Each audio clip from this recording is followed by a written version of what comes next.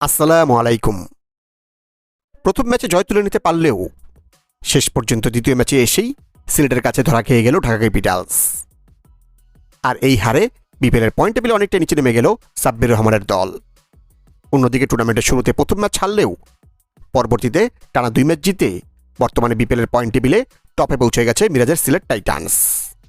আসলে আফগান অলরাউন্ডার আজমতুল্লাহ ওমর জায়ের সিলেটে যোগদানে সামনের সময়টাতে সিলেট টাইটান্স হয়ে উঠতে পারে অপ্রতিরোধ্য।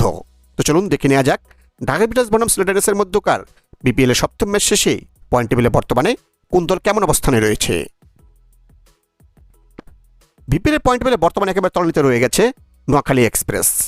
এখন পর্যন্ত 3 ম্যাচ খেলে ফেললেও তারা জয় পায়নি কোনো, হার 3 ম্যাচেই। তাদের পয়েন্ট এখন 0 এবং তাদের নেট রান রেট -2.459।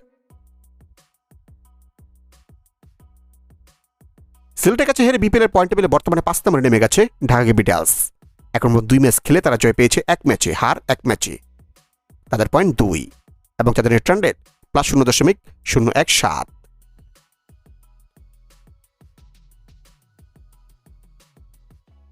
বিপিএলের পয়েন্ট টেবিলে বর্তমানে 4 নম্বর অবস্থান করছে চট্টগ্রাম রয়্যালস। এখন 2 ম্যাচ খেলে তারাও জয় পেয়েছে 1 ম্যাচে, হার 1 ম্যাচে।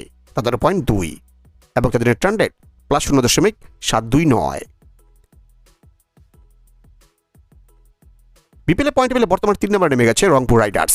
এখন মধ্যে 1 ম্যাচ খেলে তারা জয় পেয়েছে 1 ম্যাচেই, হার নেই কোনো।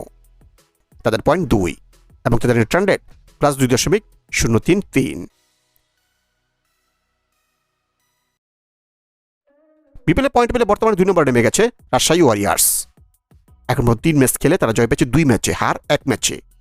তাদের পয়েন্ট এখন 4 এবং তাদের নেট রান রেট +0.194। এবং ঢাকাকে হারিয়ে বিপিএলের পয়েন্ট টেবিলে বর্তমানে 1 নম্বর উঠে এসেছে সিলেট টাইটান্স।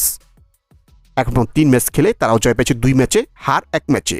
তাদের পয়েন্ট 4 এবং তাদের নেট রান রেট +0.273।